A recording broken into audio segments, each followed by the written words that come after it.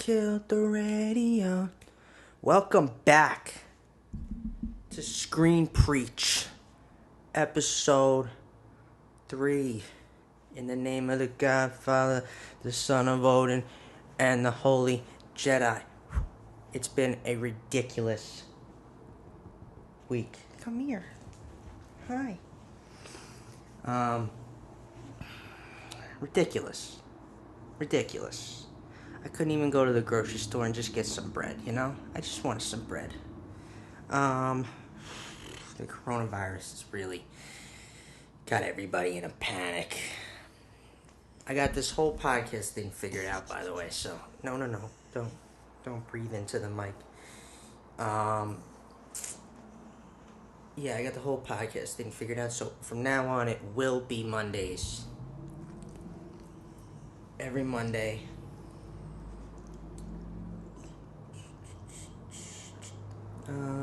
Yeah, so I gotta say I'm pretty tired today. It's been a long week. I started a new job. I'm trying to go to the fucking movies. Nobody wants to go outside. Not to mention everybody is pushing everything back, delaying, suspending. I mean, 3 sports organizations canceling their schedules, their leagues, suspended. I didn't even know that was a thing, but it is. Also, trying to test out the mic this week. Is this better? You know, I looked it up online and it said don't talk directly into the front of the mic, the top. But that sounds so much better. I can hear it. I'm sure you can all hear Donut yawn 500 times because she's tired too. She just wants to go to the beach. We did go to the beach, right? And what's with LA? I mean, isn't this the place where it's never supposed to rain? All week. I mean, there's finally sun out there. All week. Rain. I can't take it. I left New York to get away from that shit. Alright. Well, anyway, people, what else is going on?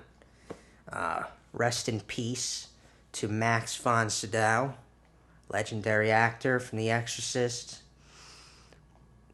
For those of you who were born in the 21st century, I'm dating you a little bit. He played the Three-Eyed Raven in Game of Thrones. He played Lor San Tekka. He played Lil Tekka in Star Wars. That man's is gone. Rest in peace. Hey, but on the bright side, in a time when old people are dropping like flies from the coronavirus, this savage just goes from natural causes. So that's an upside. But this virus is pushing everything. I was so ready to go see A Quiet Place Part 2 this week. It comes out on Friday.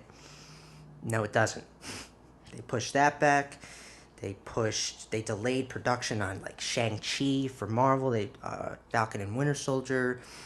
A bunch of stuff. I mean, Fast 9 is delayed. F9 is delayed.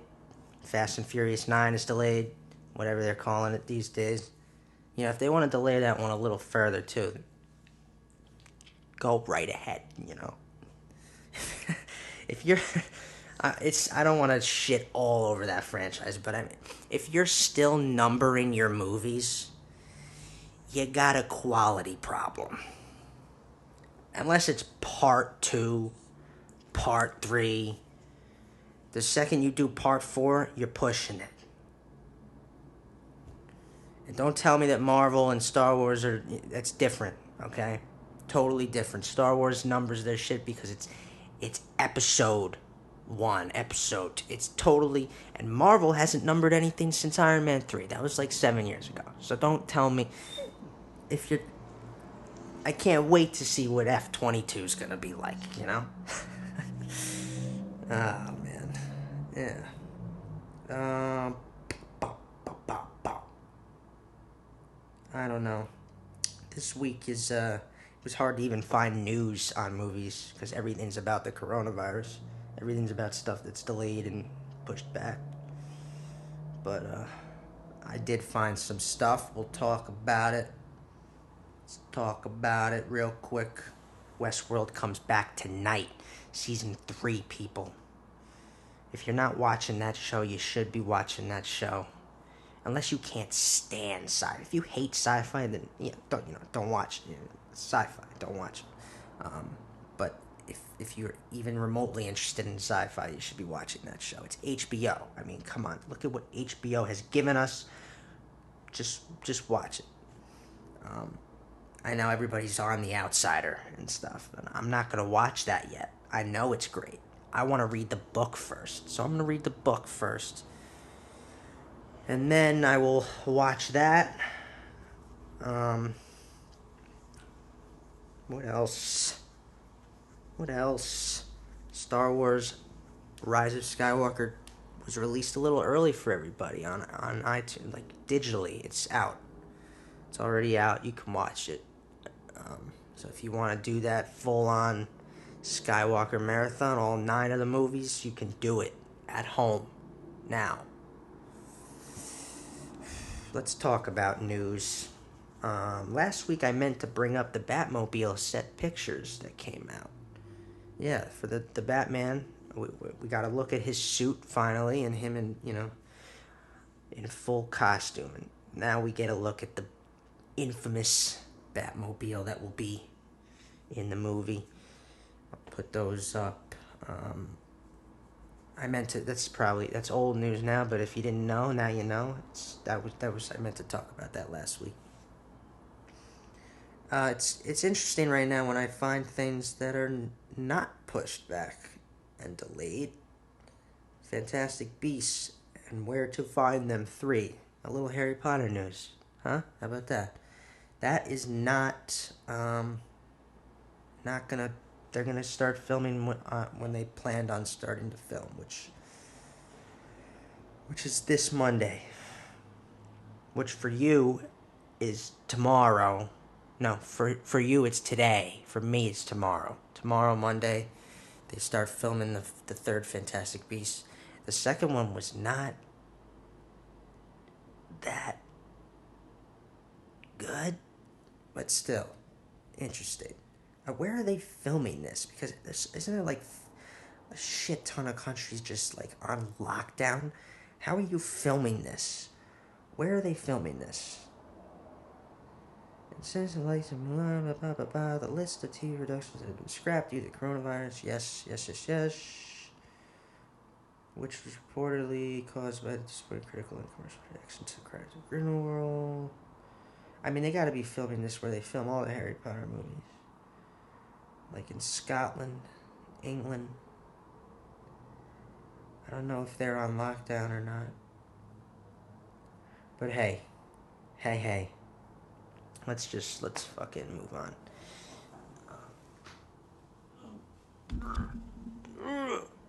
I don't know. Schitt's Creek. People have been telling me to watch this. It's like a funny show. I haven't watched it yet, but they're doing... anyone who does watch it, this is some good news for you. If you think that it's going to be over when the series finale ends, there's a little more for you. They're doing an hour-long goodbye special. So, that's for you Schitt's Creek's fans out there. I'm going to get to that. I plan on watching it.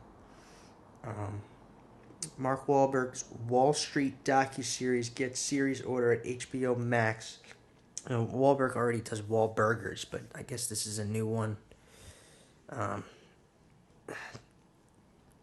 Let's see what it says. HBO Max has officially given a series order to Mark Wahlberg forthcoming documentary series titled Wall Street, which will follow Wahlberg through his very busy business life. Okay.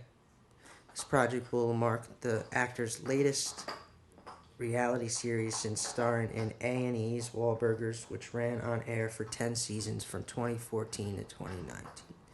Yep. Cool.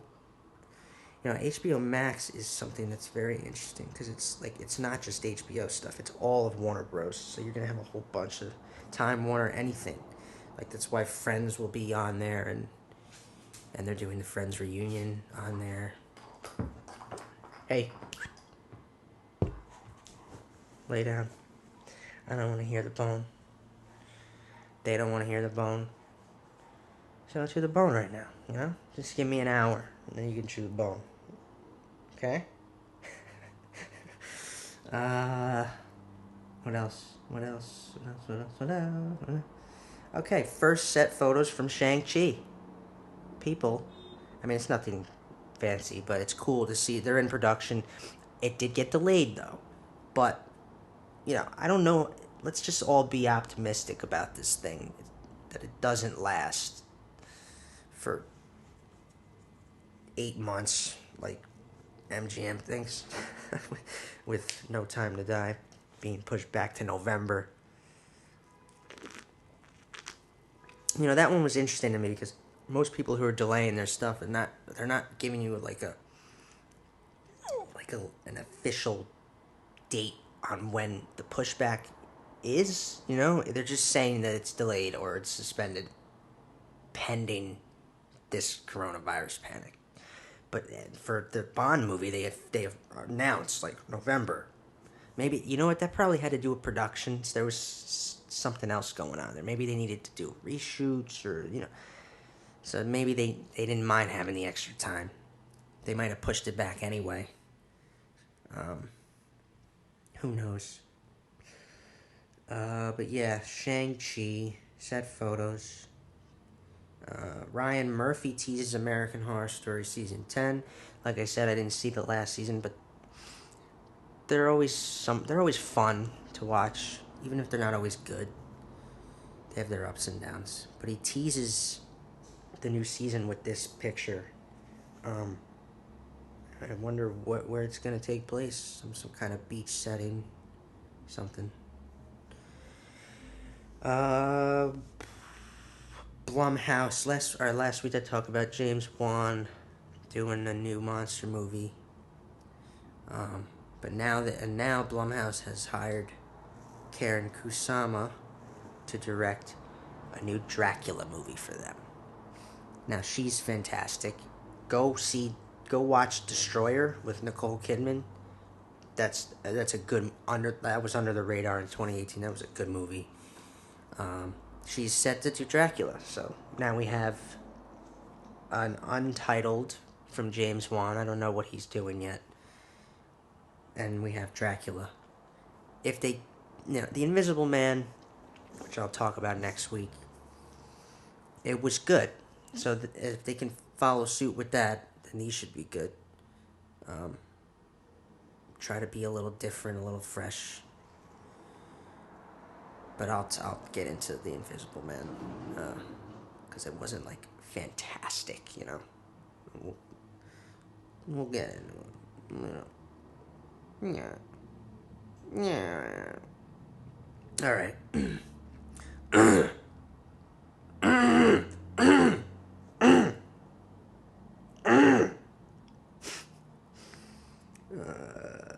American Gigolo gets pilot order at Showtime. Starring John Bernthal from The Walking Dead, Punisher, Wolf of Wall Street. John Bernthal will be doing American Gigolo series for Showtime. Here's a big one, and a much needed one. Harvey Weinstein sentenced to 23 years in prison. Good fucking riddance. Comicbook.com reports that Mad Max Furiosa, which is the next Mad Max movie, I guess it's called Furiosa, centered around Furiosa, I guess, is reportedly eyeing Jodie Comer and Richard Madden for lead roles. Cool. Richard Madden, if you don't know who that is, that's Robb Stark from Game of Thrones. So now you can put a face. He was in the movie that I'll be talking about today, briefly. he's in it, but it's cool. There's like a little Game of Thrones connection there.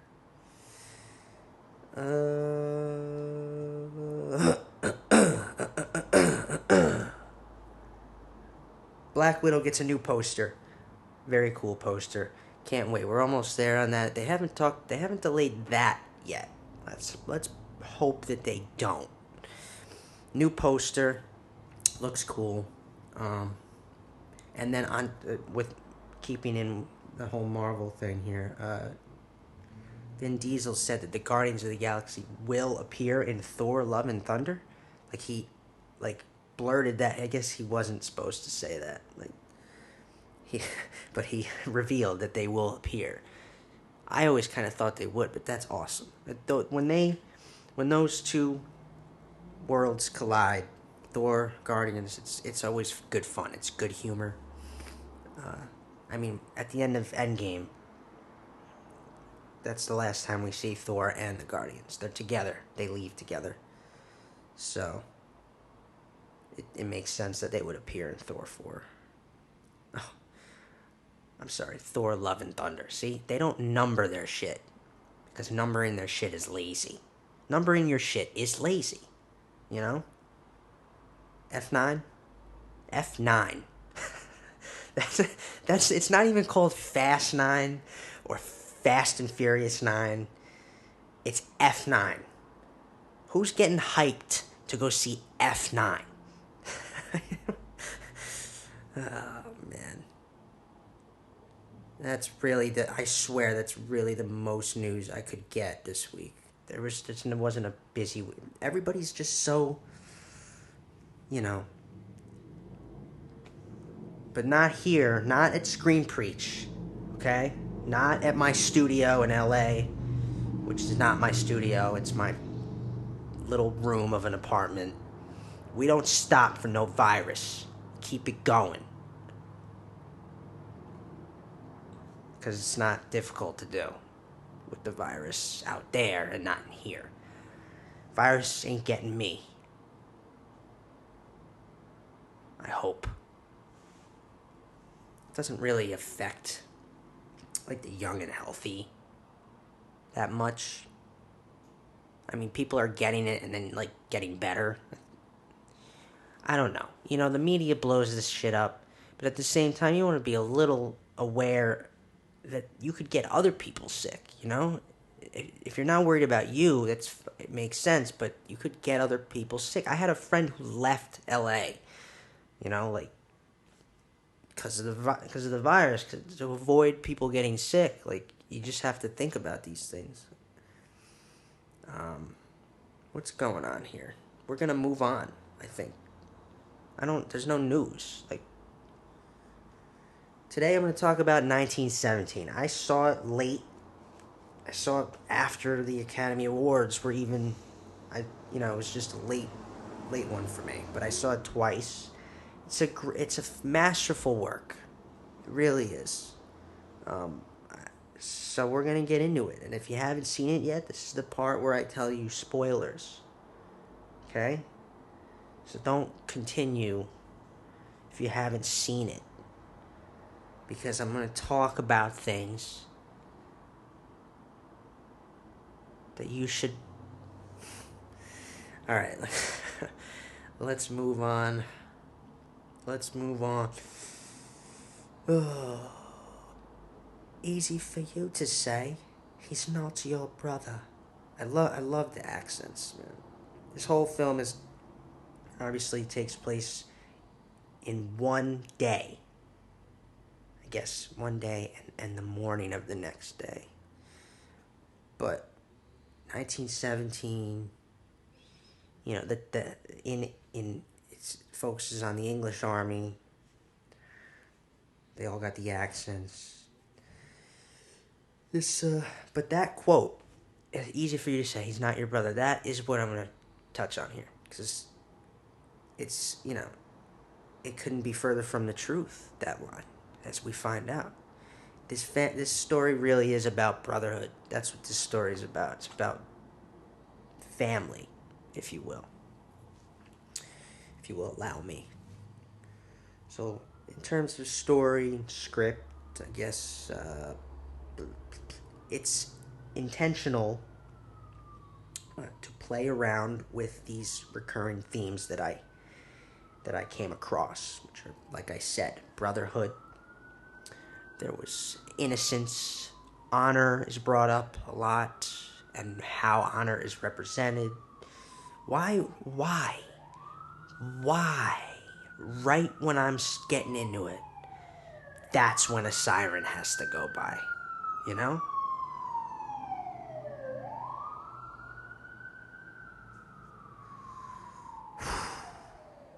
I'll tell you, that's the one thing I thought would be a little easier to deal with. I should have known it wouldn't. I love to have just like nice quiet when I'm watching a movie. It's not really possible where I am in this building. Anyway, like I was saying, brotherhood, honor, family, innocence, togetherness, unity. All these themes are touched on. The mission itself, okay? So Blake played, I'm sorry, I don't know the actors' names. I didn't prepare in that. I should have prepared there. I don't know their names.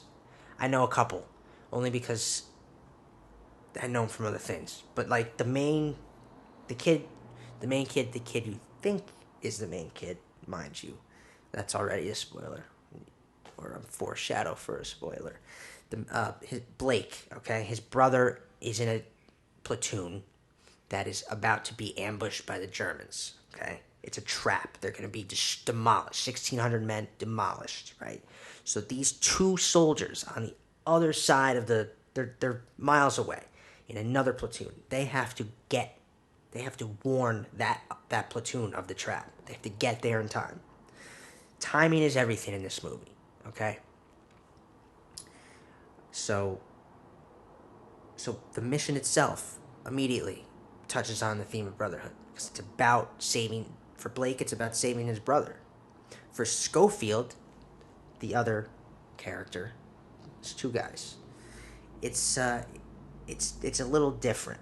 He's been through some shit. He doesn't want to do this. Like, he's scared.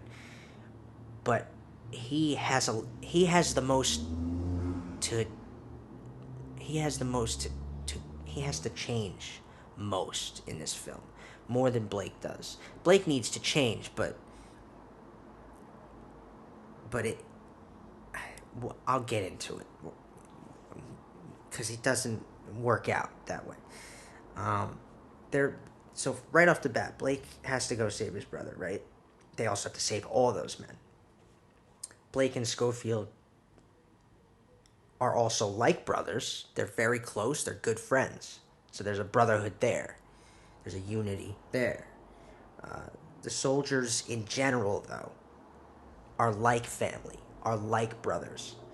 So for Schofield, it's about realizing this in a way. They're going there to save Blake's brother, but they're going there to save all their brothers, to warn them.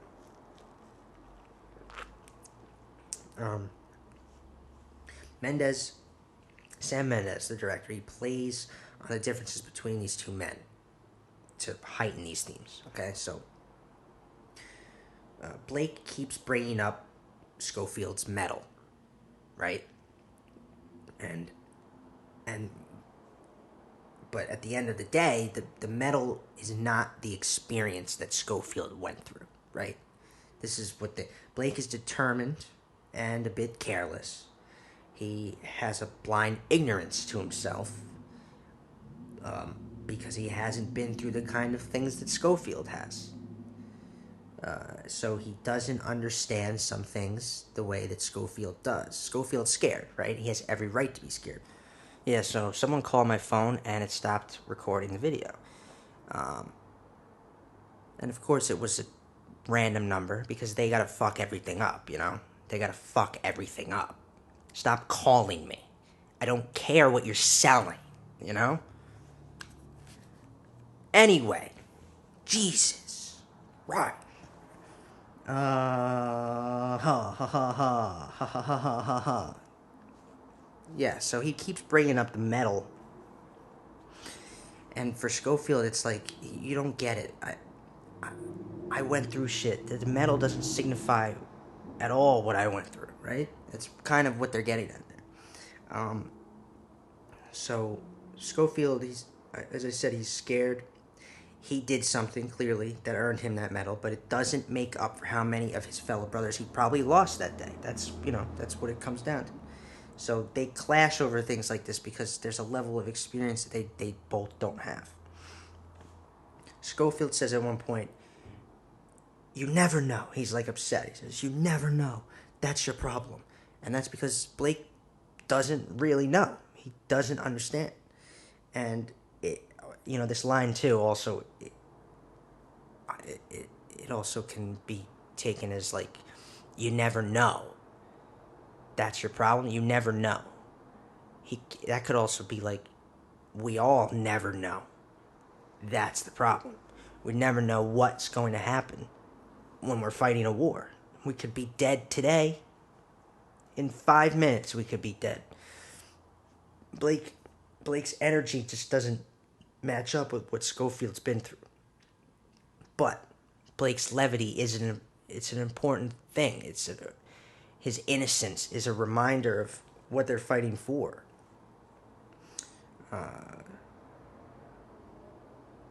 Their differences are summed up with the constant returning topic of food, too. Blake's always hungry, it seems like. He's always bringing up food. He's hungry.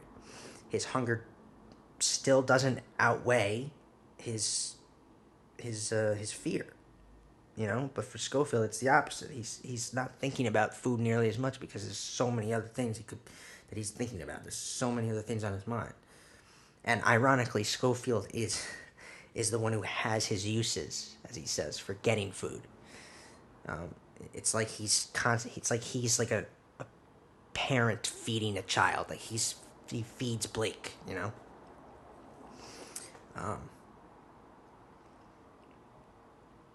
Yeah. And then, so the big thing with this film was the way it was shot, right? Everybody, it's all in one, or made to look like it's all in one continuous shot.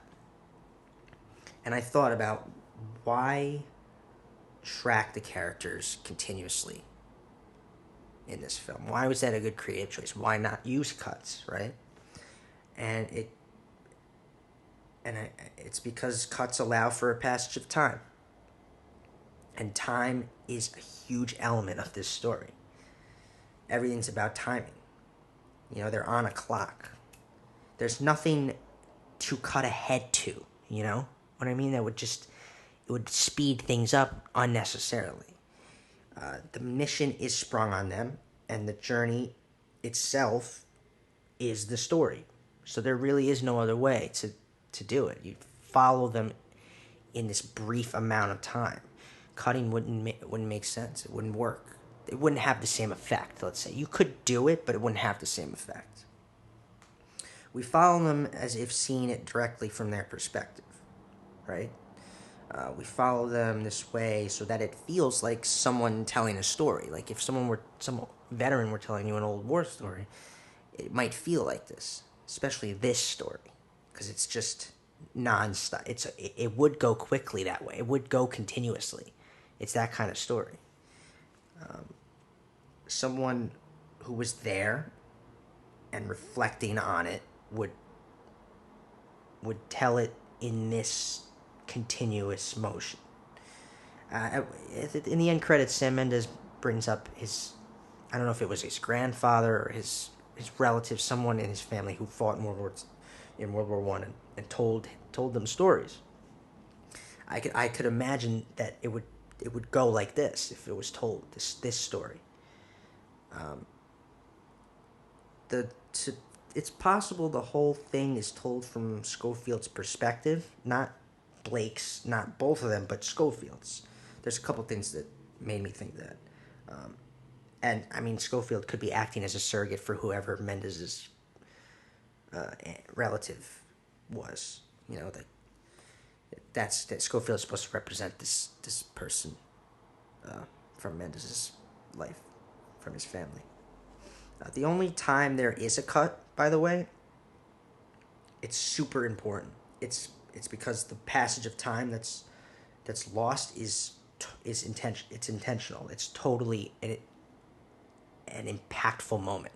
When they do cut, I consider this moment the reversal of the entire film. It's the reversal, the twist. Okay, it's a turning point. Time passes. They cut and time passes. Right? Schofield is knocked out, and there's the only legit cut we have. It's like an intermission cut. They take a moment and then come back. Like right as Schofield's coming to, they come back, and then it's continuous again, no cuts.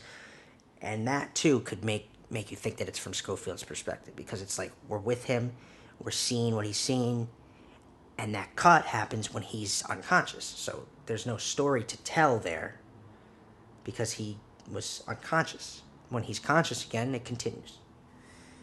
But that cut could not be more important. There's a reason for that one cut. It's like now he's on a clock. It's the turning point. He's running out of time. He's wasted time because he was knocked out. He has to fucking move. Like, he has to get to his men and warn them. And he's running out of time now. It kind of kicks into a new gear. He's being hunted. He's like, it's dark and it's like there's Germans everywhere. It's like a really intense like switch. The performances were all good too. I don't know. I'm sorry that I don't know any actors' names, but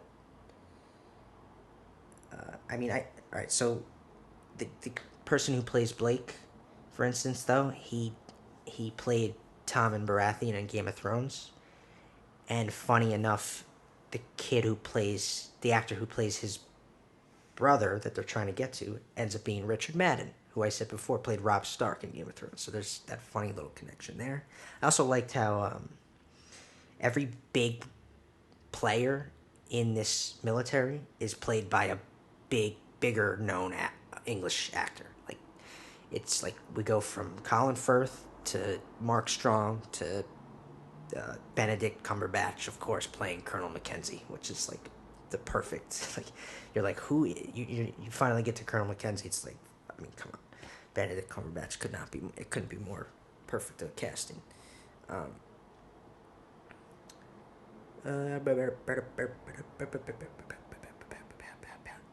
But Schofield is an endearing character. He's fantastic. There's a lot of relatability, and his change is the big thing in this movie. Like, his change is exceptional.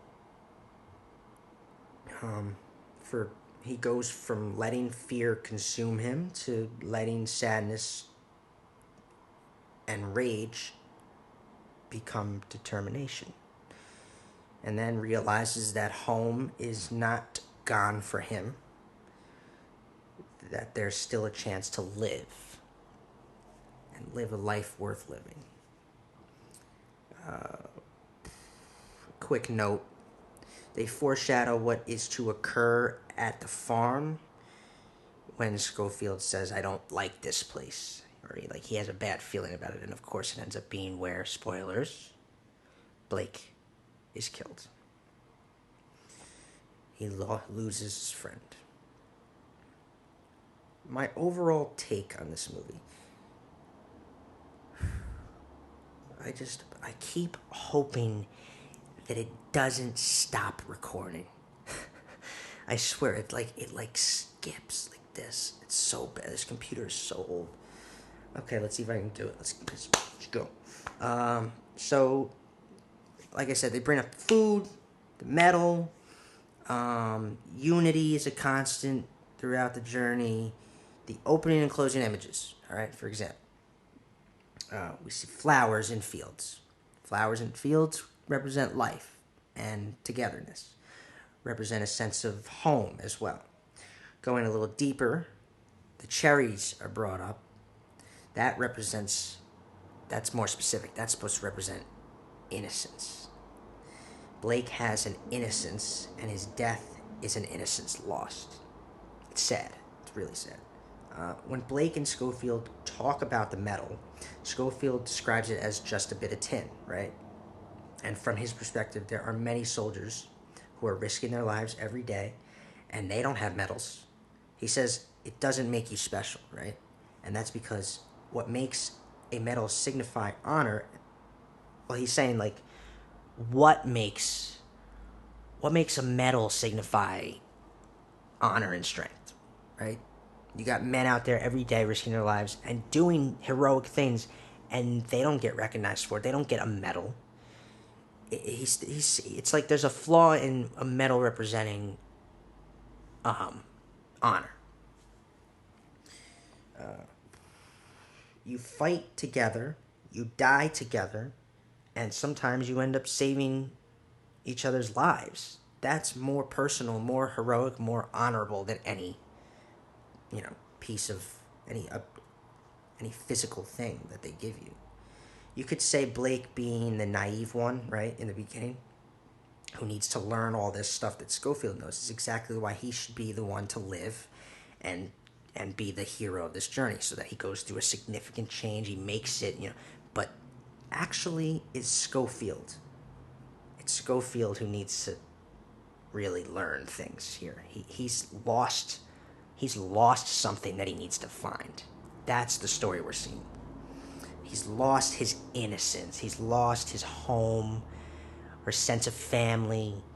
These are the things he finds. And it's tough. It's brutal, man. He goes through it.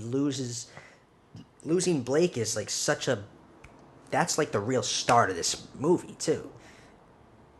It makes him realize that I can't let this keep happening. Like, I have to push on. I have to do this. I have to warn Blake's brother. I have to warn all these men. And also, there's just a sense of, like, Blake is a brother to him. He has to go get to his brother because, in a sense, that's his brother, too. It's his brother, too. Schofield, I said, he needs to come to a realization. He needs to realize that bringing together those you love, being with them, is worth fighting for. When Blake dies, he doesn't carry on because of some medal he might get. He carries on because the act of doing it, and doing it in the service of a fallen brother, is more honorable and more representative of honor than any medal could ever be. If Schofield had gotten a medal for this current mission, it still wouldn't replace the loss of Blake. Think of it that way.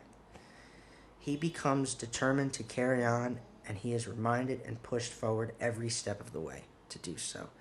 That brings me to this togetherness. Schofield bringing together Blake's remaining personal items with Blake's brother. It's important. The thematic message comes up many times. It's alluded to heavily in the truck sequence. So after Blake dies, Schofield's just devastated, and another platoon finds him, and they take him in and help him try to get to where he's got to get to, briefly.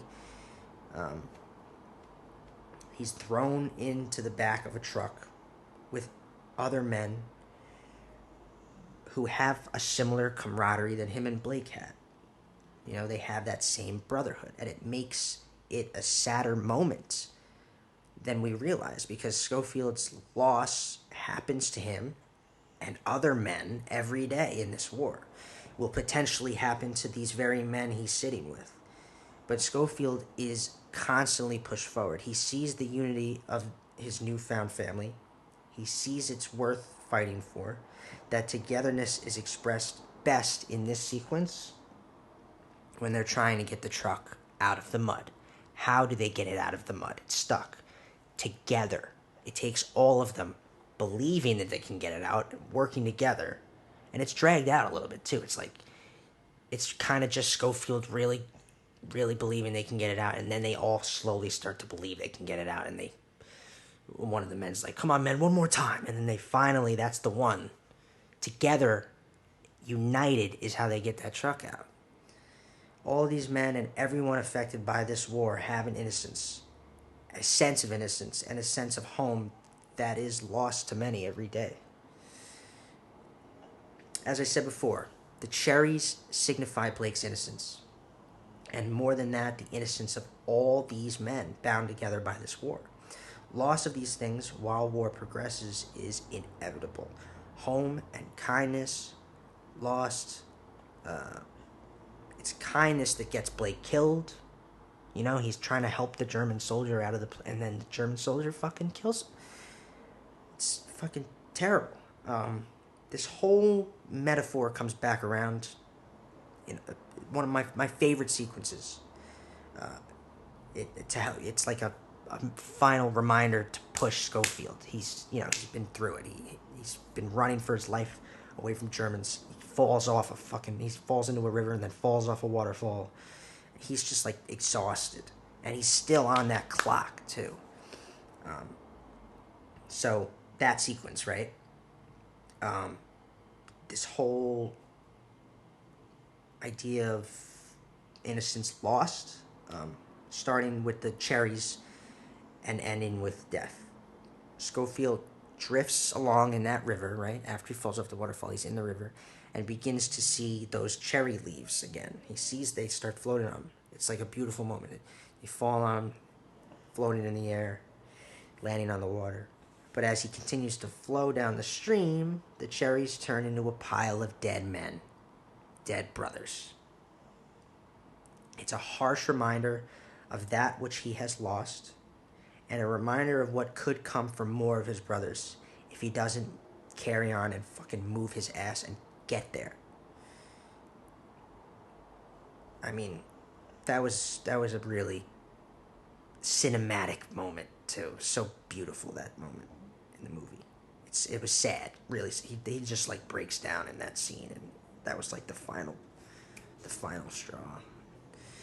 The mother and child moment too, I wanted to talk about real quick, because he's like in this like total, he's running for his life. It's a really chaotic turning point, but then they take a break from it for a moment, and they bring you to this mother and child, kind of this woman and this baby, okay, which immediately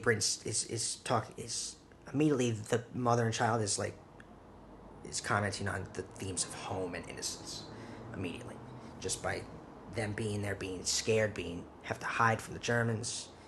Like I said, like the war affects everybody, not just the soldiers. The people who live here have been affected, and the fact that the child is not the woman's child is a huge thing.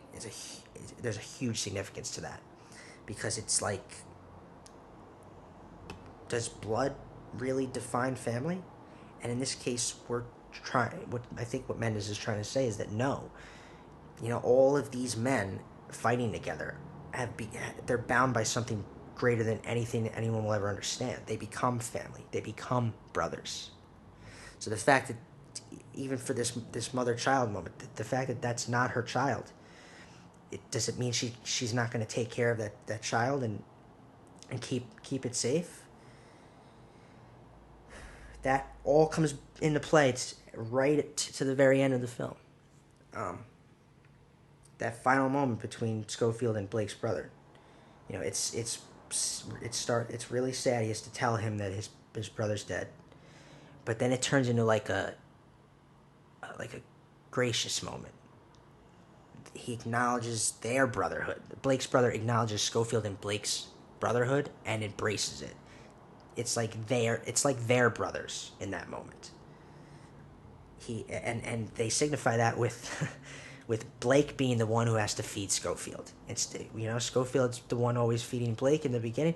It's Blake feeding Schofield in the end to bring it full circle, to signify that unity is still there, still possible, still strong. He says, you're probably tired. He said, go get some food, mate, or whatever. It's a beautiful way to end it. And that's not the true end. Schofield then, he's succeeded, right? So he goes and he sits on a tree, with his back to a tree, and in a field, once again. And that field we know representing life And he looks at pictures of his family, and on the back of one it says, "Come back to us." Well, that's what this journey was for Schofield. It was coming back to his family. And on a more, on a deeper level, that's what it means. He finally found what he lost, and he can, and he, this moment, it is him coming back to them. Beautiful. Masterful. It was fantastic. The more I think about it, the more I love it too. The only, I want to say it's amazing, right? I want to say it's amazing. That's what, like, I want to, but is it a masterpiece? We've seen the continuous shot before. It's been done before. I don't know. Like, I guess in the context of the film, it is. It really is a masterpiece. I don't want to say it's a masterpiece because that implies that it's Sam Mendes' best work. I think Sam Mendes' best work is still probably American Beauty. I don't. But it was masterful. I'll say that. And it was really, really, really great. Okay, I give it a 9.4. It was great. That's where I'm leaving it for now. And yeah, what do you want me to say? What do you want me to say? I'm actually pretty bummed that I have to that someone called me because I have to, and now I have to edit that cut, and it's annoying. But whatever, you know. I almost got it. We were going, we were flowing. That reminds me, I should tell people like who know me and like who are close to me and who call me and stuff. Don't call me on Sunday mornings. All right. 1917. Definitely go see it. You don't have to go see it. It's out, so watch it at home. Let's do a sci-fi quote of the week. Yeah, this one is a classic. I probably shouldn't have even said that. That kind of gives it away a little. But if you, all right, let's just do it. The sci-fi quote of the week is: I can see you're really upset about this. I honestly think you ought to sit down calmly, take a stress pill, and think things over. Name that movie. That's it. We're gonna wrap it up. As always, come back. Okay, come back next week. I'm gonna talk about The Invisible Man. I think I've given people enough time to see it too. I'm. There weren't a whole lot of trailers that even came out too. I don't know. TV. I'm watching. Well, I'm just waiting for Ozark, man. I'm gonna watch Westworld tonight. As always, you can find the quote of the week on my Twitter at the Ben Morganti. Please comment. I don't know. You can find me on Instagram at the Ben Morganti. Follow the show on Instagram at Screen Preach. You can also find more of my work, my written work, my screenplays. Please take a look. I just think anyone go take a look at my website. It's benmorgantistory.com. It's just I think it's cool, and there's previews of my work, and you can read them, and it's cool, and there's clips from the show, and so check that out, and reference the website to people. It's really where everything is. It's a database for finding anything creatively of mine. And if you want to become a patron, you can find me at Ben Morganti on Patreon.com. And you can also watch this show on YouTube. Subscribe to my channel, Morganti Studios. And also, like I said, Instagram. But you can find us on Apple Podcasts. I promise to be every Monday. And yeah. That's it. That's it. As always, have a cinematic week. and stay safe. Okay, don't get sick. All right?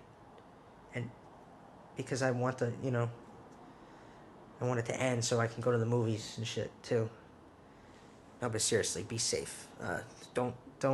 If you're sick, even if it's not corona and you're sick, don't go out. Don't go out, cause you don't know. Just stay in if you're sick. All right. Stay in and have a cinematic week. Maybe you're sick. Have a cinematic. Watch TV. Watch movies. Watch the movies I told you to watch. Just have a cinematic. It's the perfect time to have cinematic weeks and days right now, because you should not be going outside as much. All right. Goodbye.